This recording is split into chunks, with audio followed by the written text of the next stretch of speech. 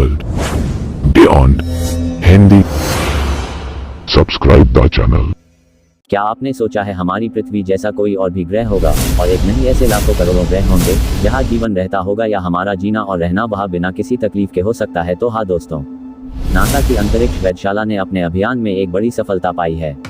उसने एक नए ग्रह केपलर 452b को खोज निकाला है, जो अब तक के पाए गए गैर सौर ग्रह में पृथ्वी से सबसे ज्यादा मिलता जुलता ग्रह है।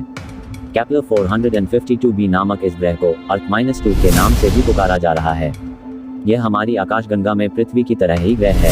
अब हमारे पास केपलर 186f के अतिरिक्त दूसरे ग्रह की जानकारी है जो पृथ्वी के जैसे ही है। केपलर 452b केपलर -452 तारे की परिक्रमा करता है तथा यह तारा पृथ्वी से 1400 प्रकाश वर्ष दूर है। इसका तापमान सूर्य के तापमान के लगभग बराबर है। इस तारे का द्रव्यमान सूर्य से 4% अधिक है। सूर्य की तुलना में यह 20% अधिक चमकीला है। यह सूर्य से 150 करोड़ वर्ष पुराना है। केपलर 452b के एक वर्ष की अवधि यानी समय और इसकी सतह की खूबियां भी लगभग हमारी पृथ्वी जैसी ही हैं। इसका एक साल 385 दिनों का यानी हमारी पृथ्वी से सिर्फ 20 दिन अधिक है, जिसका अर्थ है कि इसकी परिक्रमा अवधि पृथ्वी से 5% अधिक है। केपलर 452b ग्रह का द्रव्यमान अभी ज्ञात नहीं है, लेकिन खगोलशास्त्री संभावनाओं के आधार पर मान रहे हैं कि इसका द्रव्यमान पृथ्वी से 5 गुना अधिक होना। यदि यह ग्रह पृथ्वी या मंगल के जैसे चट्टानी ग्रह तो संभव है कि इस ग्रह पर सक्रिय ज्वालामुखी होंगे। माना जा रहा है कि गुरुत्वाकर्षण पृथ्वी के मुकाबले 2 गुनी होगी। वैज्ञानिकों का कहना है कि इतने गुरुत्वाकर्षण में मानव जीवित रह सकता है। केपलर 452b अरबों सालों से अपने तारे से उचित दूरी पर है, गोल्डीलॉक्स क्षेत्र अर्थात जीवन के योग्य क्षेत्र में है। केपलर 452b पर जीवन के लिए सबसे महत्वपूर्ण तत्व पानी होने की सबसे ज्यादा संभावना मौजूद है। वैज्ञानिकों का कहना है कि इसकी सतह के नीचे ज्वालामुखी भी हो सकते हैं। गोल्डीलॉक्स क्षेत्र तारे से उस दूरी वाले क्षेत्र को कहा जाता है जहां पर कोई ग्रह अपनी सतह पर द्रव जल रख सकता है तथा पृथ्वी जैसे जीवन का भरण पोषण कर सकता है।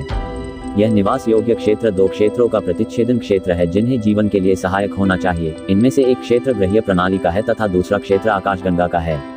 इस क्षेत्र के ग्रह और उनके चंद्रमा जीवन की संभावना के उपयुक्त है और पृथ्वी के जैसे जीवन के लिए सहायक हो सकते हैं।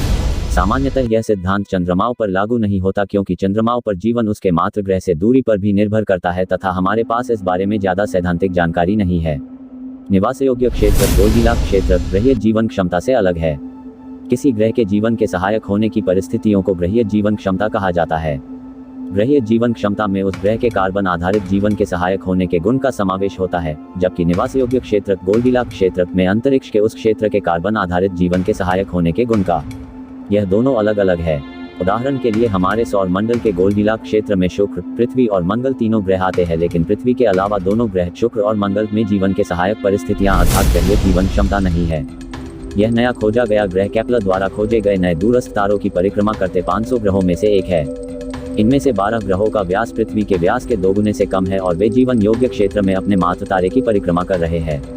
इन 500 उम्मीदवार ग्रहों में से केपलर 452b पहला प्रमाणित ग्रह है।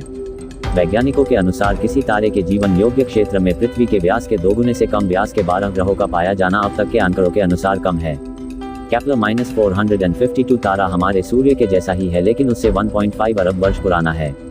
इससे वैज्ञानिक यह मानकर चल रहे हैं कि इस ग्रह पर हम अपनी पृथ्वी का भविष्य देख सकते हो।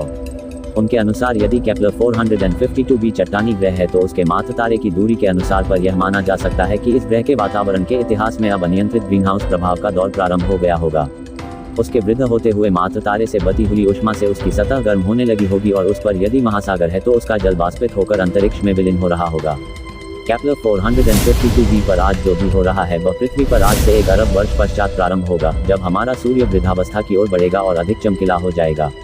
केपलर से प्राप्त आंकड़ों के अनुसार हमारी आकाशगंगा में पृथ्वी के जैसे 40 अरब ग्रह होना चाहिए। वैज्ञानिकों के अनुसार केपलर यान के आंकड़े तारे के सापेक्ष किसी ग्रह के आकार का अनुमान लगाने में सहायता करते हैं। यदि आप तारे का आकार जानते हैं तो आप ग्रह का आकार जान सकते हैं। ग्रह चट्टानी है या नहीं यह जानने के लिए ग्रह का द्रव्यमान जानना आवश्यक है। आकार और द्रव्यमान ज्ञात होने पर घनत्व की गणना की जा सकती है। घनत्व के आधार पर बताया जा सकता है कि ग्रह गैसीय है या चट्टानी। लेकिन इन तारों के अत्यधिक दूर होने से ग्रहों के द्रव्यमान की गणना कठिन हो जाती है। इसका अर्थ यह है कि हम नहीं बता सकते हैं कि यह ग्रह किस पदार्थ से बना है।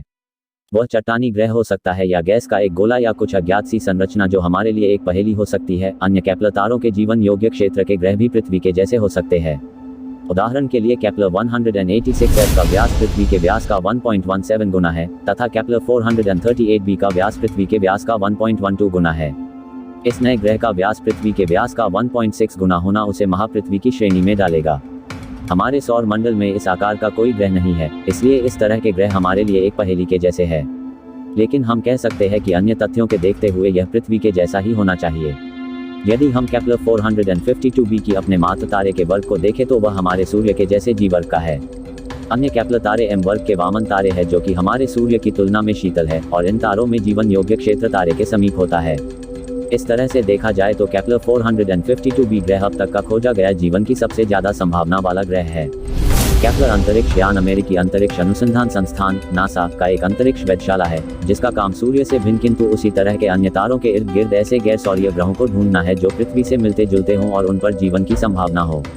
केपलर को 7 मार्च 2009 में अंतरिक्ष में भेजा गया था जहां यह अब पृथ्वी की परिक्रमा कर रहा है और अन्य तारों पर अपनी नजरें रखे हुए है। केपलर अंतरिक्ष में जाने वाला अब तक का सबसे बड़ा टेलीस्कोपिक कैमरा है। यह हमारे सूर्य जैसे 1 लाख तारों पर नजर रखते हुए अंतरिक्ष में रहेगा। इसे फ्लोरिडा के केप कनेवरल एयरफोर्स स्टेशन से प्रक्षेपित किया गया था। इसे कोलोराडो के बॉल एरोस्पेस टेक्नोलॉजीज ने बनाया है। इस मिशन पर लगभग 30 अरब रुपये के बराबर खर्च आया है। केपलर तारों के सामने से ग्रहों के गुजरने के दौरान तारों की चमक में आई कमी को दर्ज करके इन ग्रहों को खोज रहा है। कुछ ग्रहों की कक्षाएं पृथ्वी और उनके मातृ तारे के मध्य एक ही प्रतल में पड़ती है, जिससे जब ये ग्रह अपने मातृ तारे के सामने से गुजरते हैं अपने मातृ तारे के प्रकाश को थोड़ा मंद कर देते हैं। केपलर वेधशाला इस रोशनी में आई कमी को जान लेता है। एक अंतराल में एक से ज्यादा बार आई प्रकाश में कमी से ग्रहों के परिक्रमा काल की गणना की जा सकती है। रोशनी में आई कमी से ग्रह का आकार जाना जा सकता है। जितना बड़ा ग्रह होगा वह अपने मातृ तारे का उतना प्रकाश मंद करता है। संक्रमण विधि इस तरह से ग्रहों की स्थिति मातृ तारे के संदर्भ में परिक्रमा काल और उसका आकार बता देती है। इसके पहले 1995 से 2009 तक तारों के गिर्द चक्कर काटते लगभग 300 ग्रहों की खोज की जा चुकी थी, लेकिन इनमें से अधिकतर बड़े आकार के गैसीय ग्रह हैं जिन पर जीवन की संभावना नहीं है। केपलर के मिशन का मकसद ऐसे पथरीले ग्रह की खोज करनी है जो अपने सितारे से सुरक्षित दूरी पर हो, मतलब न तो इतनी दूर हो कि बर्फ से जम जाए और न इतना पास हो कि गंभीर से जल जाए। नासा के एमिस रिसर्च सेंटर के विलियम बोरूकी का कहना है, हम ऐसे ग्रह खोज रहे हैं जहां इतना तापमान हो कि उसकी सतह पर पानी तरल अवस्था में मिले। हमारे ख्याल से जीवन की संभावना का यह सबसे महत्वपूर्ण लक्षण होगा। केपलर अंतरिक्ष वेधशाला अपने अभियान में सफल रहा है और इसने जनवरी 2015 तक 1000 से ज्यादा ग्रह खोज निकाले हैं। केपलर से प्राप्त अंकों के अनुसार हमारी आकाशगंगा में पृथ्वी के जैसे 40 अरब ग्रह होना चाहिए। और चैनल को सब्सक्राइब भी कर देना ताकि आपको न्यू वीडियो अपडेट मिल सके। Thanks for watching.